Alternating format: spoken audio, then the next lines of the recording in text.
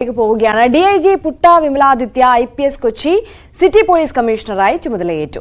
കൊച്ചിയിലെ ലഹരി ഗുണ്ടാ സംഘങ്ങളെ നിയന്ത്രിക്കാനുള്ള പോലീസ് പദ്ധതികൾ ശക്തമാക്കുമെന്ന് കമ്മീഷണർ പറഞ്ഞു. പോലീസിൽ ആവശ്യത്തിനുള്ള അംഗബലമുണ്ടെന്നും അവധി നൽകാതിരിക്കാനുള്ള സാഹചര്യം നിലവിലില്ലെന്നും കമ്മീഷണർ പറഞ്ഞു. കേസുകൾ റിപ്പോർട്ട് ചെയ്യുന്നുണ്ട്, അതിന്റെ അർത്ഥം നല്ല രീതിയിൽ ശക്തമായ നടപടി എടുക്കുന്നത് എന്നതാണല്ലേ.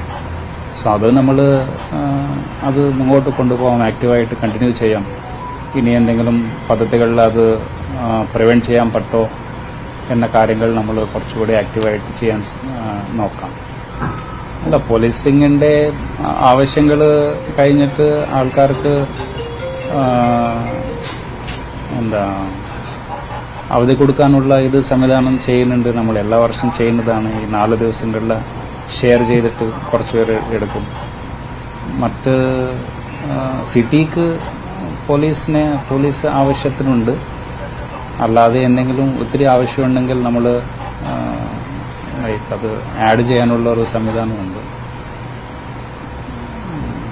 ബാക്കി